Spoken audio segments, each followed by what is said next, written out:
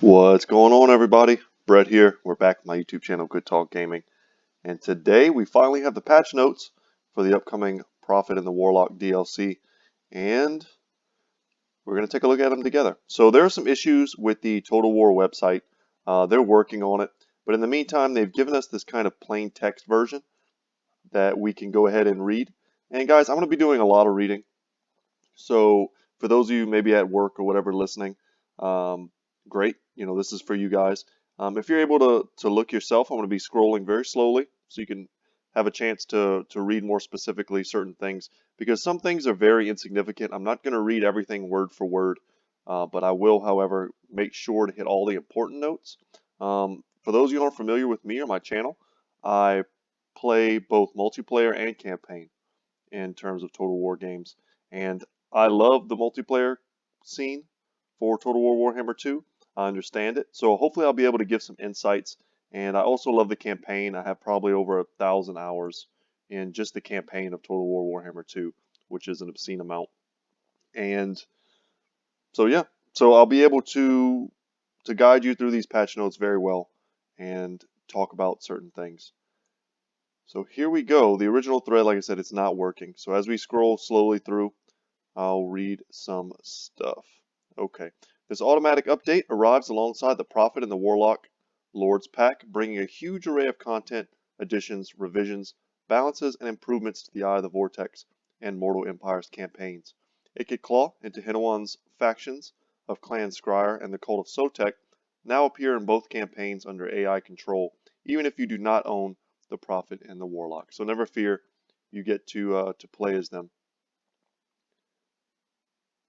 Some of this stuff is very redundant. We're just going to go ahead and scroll past it. Not going to waste anyone's time here. So update highlights. This is what we want to see right now. Massive balancing past how campaigns play out. See campaign AI balancing section below for details. Multiple new regions and provincial changes across the world in both Eye of the Vortex and Mortal Empire's campaigns. Notably, added the new region of Massif Orcal in Bretonnia and multiple new regions in the Empire, including the Ruin of Mordheim. Very cool addition. AI Vampire Counts factions can now gain Bloodline Lords with specializations for some factions. Boussillon will focus on Blood Dragon Lords, the Necrarch Brotherhood will focus on Necrarch Lords, Strigos Empire will focus on Strigoi Lords, Silver Host will focus on the female Lamian Lords. They also added 15 new island map variations across the world. They added multiple new ritual currency locations in the Eye of the Vortex campaign to better support the amount of new factions participating in the race.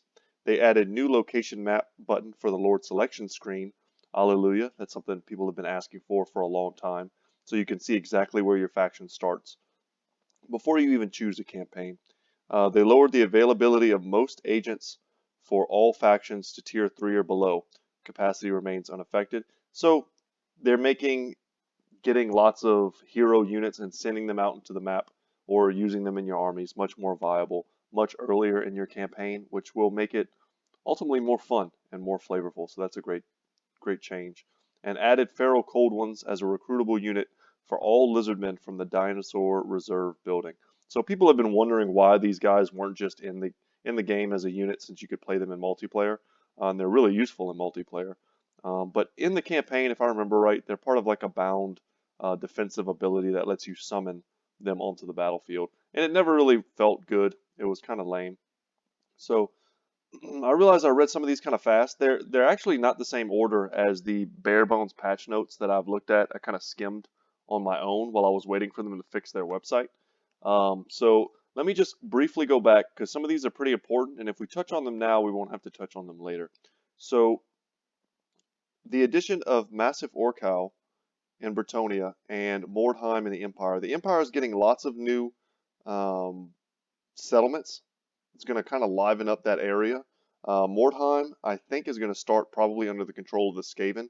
If I remember correctly, in someone else's stream, I saw that Mordheim looked like ruins. So for me, boom, that tells me Skaven are probably in there.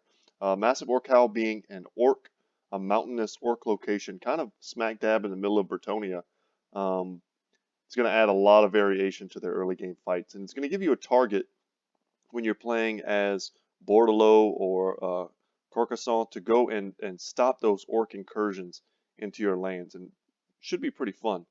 The fact that the AI vampire counts now try and train their perspective or their respective bloodline lords, I think is very flavorful and a cool change. Will make fighting each one of these factions on the battlefield much more unique, knowing that you're going up against very specific types of lords.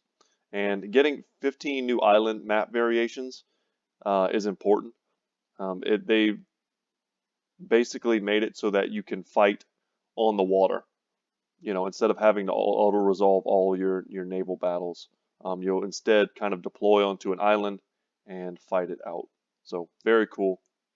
The rest of the stuff is pretty self-explanatory. So campaign changes and campaign AI overhaul. This is very important, and this is one of those like low-key, perhaps not the most flashy updates, but for those of you who play campaign, you know what I'm talking about, why these things are so important, and let's get into it. Removed auto-resolve bonuses for playable and horde factions controlled by the AI. That's great.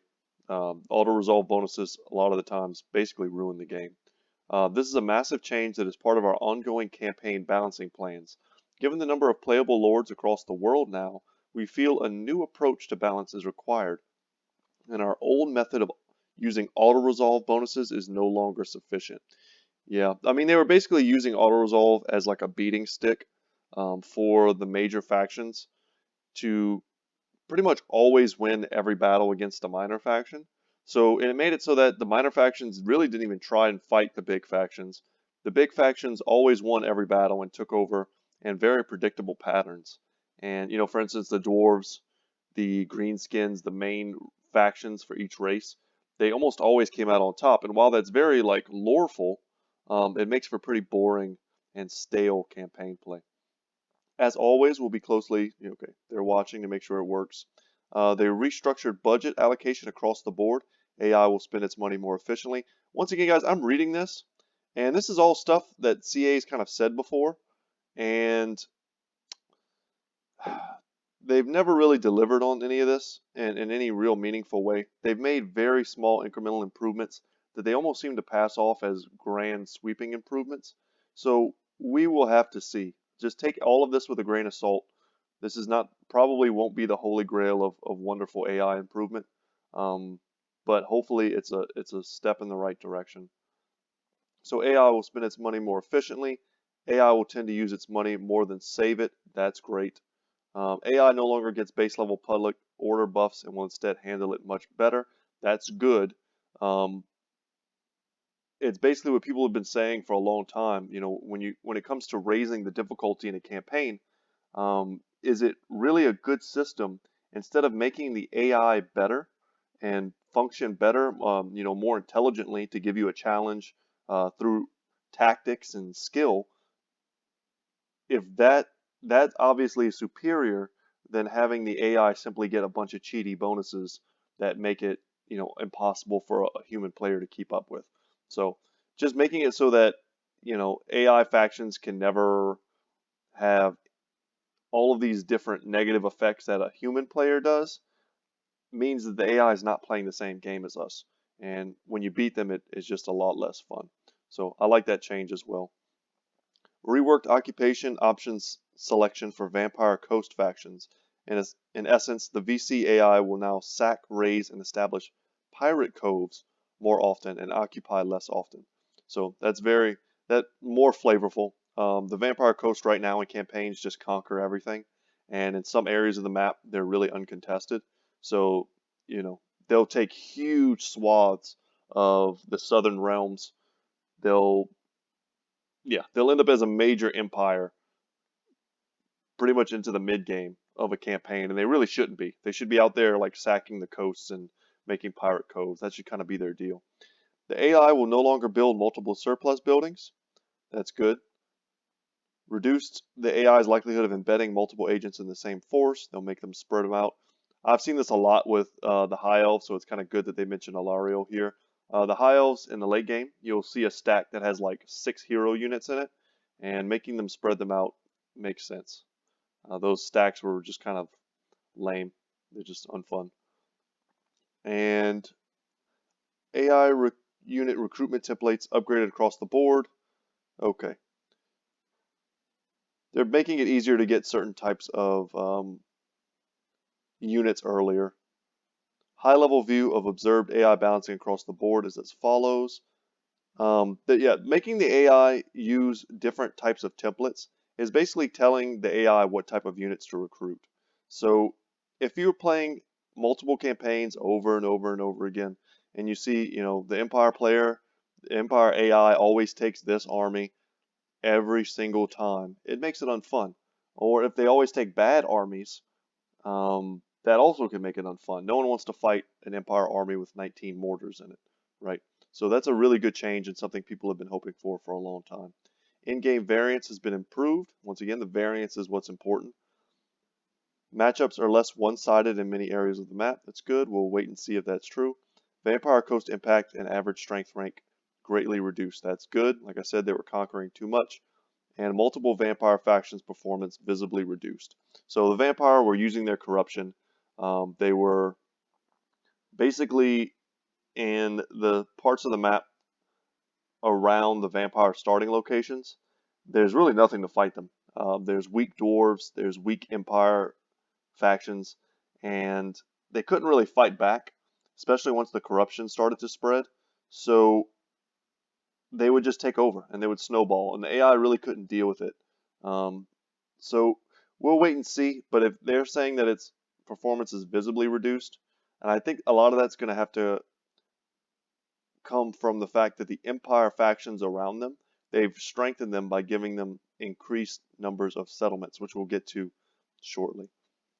New AI factions, Clan Fester, Clan Mange, and the Leaf Cutters tribe. 2 rats in Lustria, and looks like 1 greenskin in the Southlands. Okay.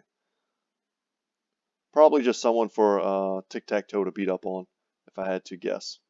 Skaven under Empire, this is a big deal for those of you who haven't heard of this yet. When conquering an enemy settlement, Skaven armies now have a new post-battle option. Alongside loot and occupy, sack, and raise, the army may now choose to expand under Empire. This leaves the settlement intact but establishes a new Skaven undercity beneath it. With 4 building slots, an undercity is a powerful addition to your infrastructure, but the more it is developed, the greater the risk that it will be discovered. If discovered, it will be demolished.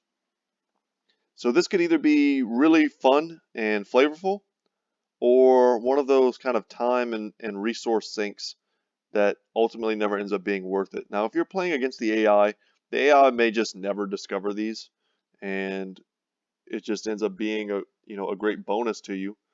But that would kind of be a shame. I think that you should have that risk of being caught. There should be some risk, some reward. We'll see what the bonuses are. I'm not going to say leaked footage, but some of the early access stuff, they've shown this under Empire and some of the buffs that it can give. And they're pretty significant, and they do some pretty cool stuff. In addition, obviously, to the blowing up of the entire city that you can do, or the entire settlement that you can do once you've upgraded this all the way. So we'll see how that functions. Should be pretty fun. Building changes. Change Dwarfire Thrower Weapons Team's secondary building unlock requirement to use Engineering Level 1 rather than the Level 2 building. I like that. Moved Croxagores from Level 3 to Level 4 in the Skinks building chain. This is totally unnecessary. I get that they're trying to make Croxagores more of an elite unit, but I don't. This is just like a nerf, and it's the same thing with the Fire Leech Bolas. They did the same thing. They removed the secondary requirement, which is nice, but you're still not going to be able to get them until the mid game, which I guess makes sense. Level 4 buildings are not that hard to get, but level 3 is relatively easy. You can rush a level 3 building and be using Croxagores very quickly. So, I mean, maybe this is not too bad. I just don't like to see random buffs like debuffs like this to campaigns. Revivification Crystal, Solar Engine, those are level 4. And of course, the added Feral Cold ones as a recruitable unit from the Dinosaur Reserve building. Nice. Glad to see them making it into the campaign. So guys, if I need to stop for a second and take a little drink of water, it's because I'm doing a lot of talking. So I'll try not to gulp into the microphone. All right. So province and region additions and changes. This is pretty cool. This is the Eye of the Vortex. I want to be honest with you. I'm not going to read all these. Feel free to pause it and read them for yourself. I think they are far less important than the Mortal Empire's changes, which ultimately will carry over into the third game. So feel free to take a second, read them. And don't get me wrong, I love the Eye of the Vortex campaign. I just don't think it's, for the longevity of the game, I don't think it's nearly as important as the Mortal Empire's campaign. So they added the Massif Orcal region, that's orcs in Bretonnia. They added Kappelberg to Talabecland and Krugenheim to Talabecland. So now that big, huge, empty province now has four new regions inside of it. So, or two new regions inside of it, making a four-region province. And Talabecland in the campaign, they always want to confederate. Always. They're your first guys to get defensive military alliances with, and then all it takes is for them to lose one little battle, and they're jumping to confederate with you. Now, it makes a lot more sense. You'll be like, absolutely, man, just give me that four slot province. I'll take that all day. Same thing to Ostermark. Two new regions here, Nagenhof and Mordheim. Mordheim being the one that's got everyone excited. Could see one of the major Skaven clans in the future be placed here as a start position. I would like to see that. I think it's Clan Mulder starts in Mordheim. And I think, if I remember right, my lore is a little rusty. Actually, Mulder might be in Hell Pit. I think Clan Mulder is in Hell Pit. They're the ones that make the monsters. Is it Clan Eschen in Mordheim? Eschen's kind of like the ninjas. It's hard to remember, so forgive me if I'm not getting that 100% right. But I could see this being a start position maybe for Thankful down the line. That could be very cool. He's pretty big in the lore, for those of you who aren't familiar. Big, famous Greyseer, Ratman. More of a hero, but definitely could be a lord in Mordheim. Tlaqua in the western jungles, and then Quetzalcoatl, perhaps, in the western jungles as well, so a new province. And so this is an entirely new province for them. They added the Wellsprings of Eternity to the Jungles of Green Mist that was already existing. And they added a mountain pass to the western mountain range of the Spine of Sotek, connecting the Spine of Sotek and Huahuan deserts. Cool. More accessibility to that part of the map is good. Okay, we have character skill revisions. This is a small but important section here. Lowered Azag's Skullmuncher mount unlock rank from 22 to 14. Not sure why it was ever 22. His mount is fun, his mount is strong, but he's not level 22. By the time I get to level 22 on any of my main lords, I've probably halfway beaten the game, and it's just, I don't know. If I have to wait all the way to this point, it's just it's just not fun. Azag's a strong lord. His uniqueness comes from his ability to ride Skullmuncher and from his Lore of Death casting, but it takes forever to get the Lore of Death casting in his campaign, and when his mount was locked behind level 22, it took forever for him to get his mount. So you're basically playing an entire campaign without the two things that make him unique, and yeah, they needed to lower that, so I'm happy about that change. That's just my 2 cents. Separated the Skink Chief and Skink Chief or Skink Priest Stegodon and Ancient Stegodon mounts to separate skills. That's good. You don't have to put points in one if you don't want. Just pick one and you're good to go. You don't have to waste points. Separated Krotgar's Cold One and Horn One mounts to separate skills. Same thing. Don't have to waste points. Changed Rune Lord Runesmith's Oath Gold skill from 1, 2, 3 Oath Gold generated to 3 and 6. That's good. I was just playing a little dwarf campaign the other day, and I was thinking about how excited I was when the Oath Gold first came out, and then when I realized that I had to put 3 points to generate 3 Oath Gold a turn on 1 Runesmith, I was pretty disappointed. And now you get, for 1 point, you get what you used to have to put 3 points into. And for 2 points, you get double. So this is going to make Oath Gold a pretty viable system of getting good items in the late game. So I'm excited about that. I think that's a good change. So miscellaneous changes here. All right.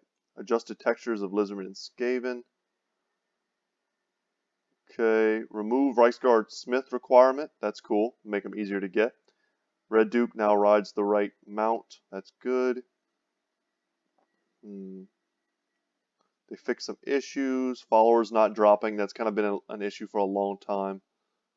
Some other small issues, not really a big deal. They changed some text to make sure that to become the Under Empire. Okay. So on all the old text, they were referred to as the Skaven Underworld. Now it will kind of reflect where the game is at right now. That's cool. So this is big. Okay, I love this change. Blessed spawnings, which have been broken since they were first implemented in the game. One of the coolest things about the Lizardmen is that you could get these almost Regiment of Renown, unique blessed spawnings of different types of units that had really cool special abilities. And sometimes they worked barely, and then sometimes they didn't work at all. So let's see how they changed it. When you begin a new Lizardman campaign after the Doomsayer update, there are now 4 different mission types for blessed spawning missions. Battle captives, kill entities, raise sack, and defeat X armies. Each of these mission types has a common and a rare variant. Variants have the same conditions for completion, but the common variant rewards common units, and the rare unlocks uncommon rare units, probably the bigger dinosaurs, stuff like that. These missions should not be active at the same time. Good. Furthermore, each mission type has 3 campaign stage variants for early, mid, and late game. All these do is change the mission requirements to complete them. Example, kill 500 in the early game of something, kill 1500 in the late game, etc. This makes for a total of 24 potential missions for blessed spawnings. Awesome. I mean, that's what they needed. This should have always worked. It never should have been bugged. And now you can hope to fill up your Doom stacks for the Lizardmen with awesome blessed spawning units. Battle changes. Alberic has his trident and animations to go with it. Thank goodness.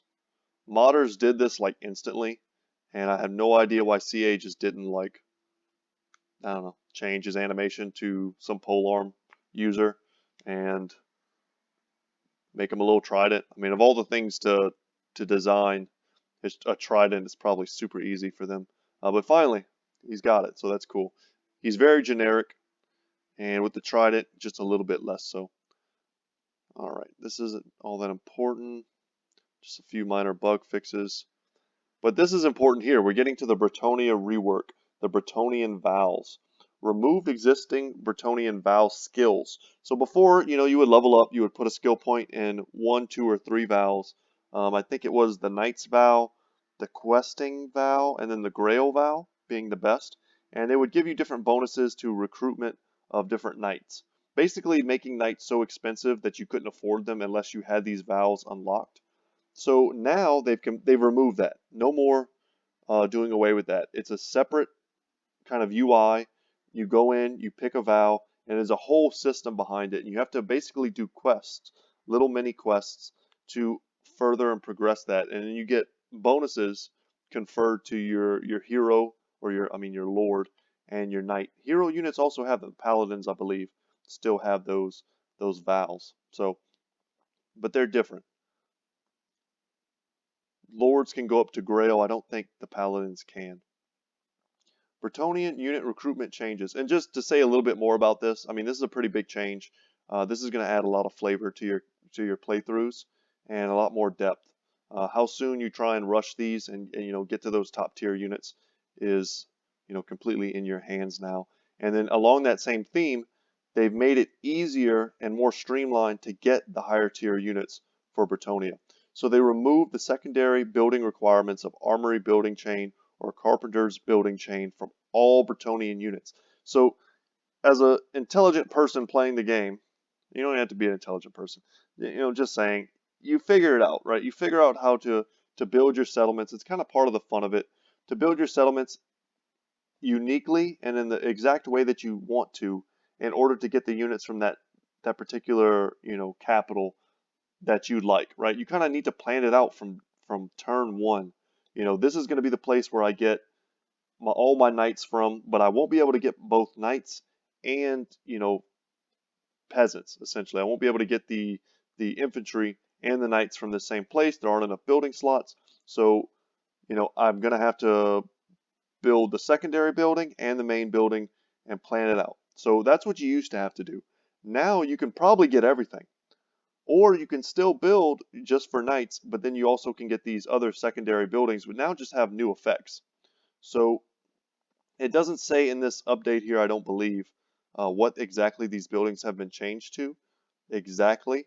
but they are like decent buffs to, I believe, not only that province and the defense of, your settlement, your defenders get bonuses, but it's also potentially, once they're maxed out, bonuses to all faction-wide armies in terms of armor and things like that. So I think the biggest change for this is that it's going to make it easier for the AI to take more diverse armies and not get stuck using, terrible unit compositions because they can't figure out, the AI just isn't smart enough to figure out how to build its buildings in certain orders to achieve unlocking things like the Royal Hippogriff Knights.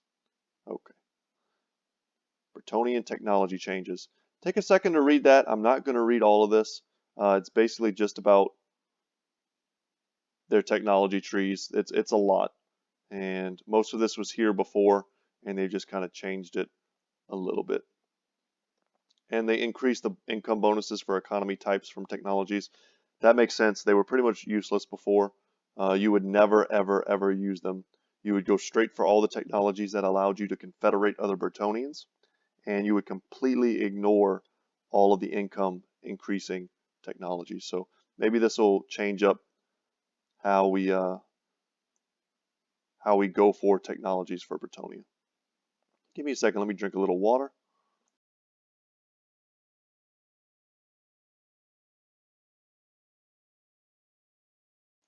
All right, much better.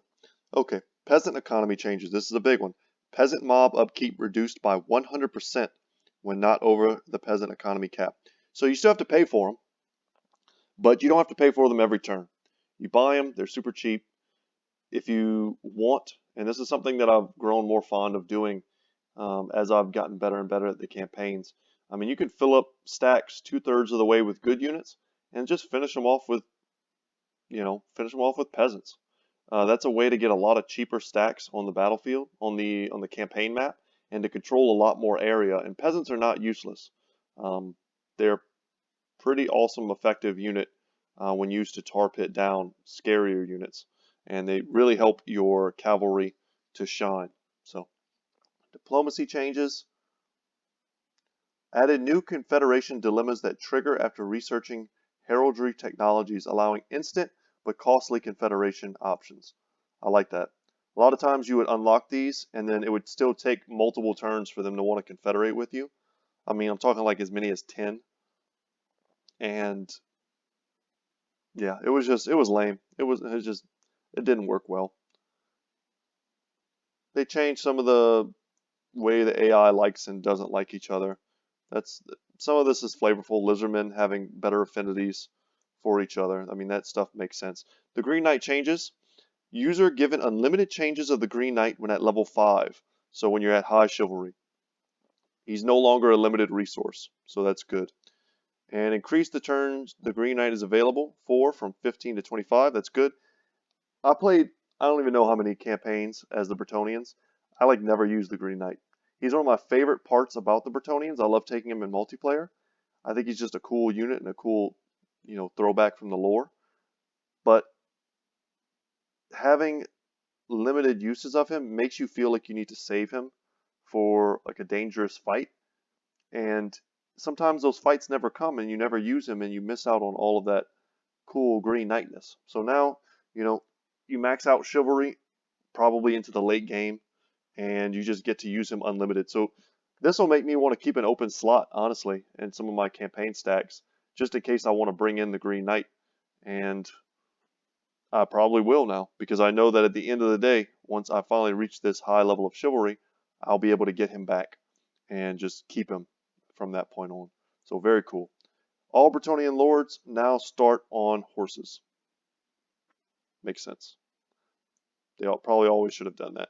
And it saves you a point when you go to level up. It's one less point you have to spend, and you can spend on something else. Bretonnia campaign balance changes. Okay. Improve Bretonnian garrisons with more suitable units. Hallelujah. Because certain mounted units are basically useless in sieges, defending sieges. So it makes sense that they would put more defensible units inside the garrisons. New Greenskin settlement, right? Okay, moderately increase the amount of income for Bretonian buildings. That's good. They needed that. Reduce the cost of their economy buildings. They needed that. Added even greater differentiation between economy types, farm and industry. That's smart because there was really no point to it at all originally. Industry was basically useless. You just get farm and you'd be good to go. And then you could recruit archers everywhere you wanted. Added effects to the smithy building chain and the carpentry chain, since they no longer have a purpose as helping you to unlock units. And they messed with Kimmler's corruption. So they're going to make it so that he doesn't just knock out all the Bretonian factions before you get a chance to confederate, is the general idea there. Okay, audio battle. Added new group vocalizations. Rattling gunners will sometimes be overcome with verminous glee when firing. That's cool. Okay.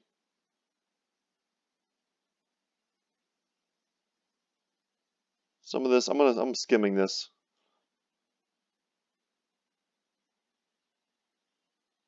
Added a new active casting system for the Screaming Bell, Ark of Sotek, and Engine of the Gods, changing the audio whilst that unit is casting a spell. Cool. While casting, the Screaming Bell now makes bigger bongs to please the Horn Rat. Cool.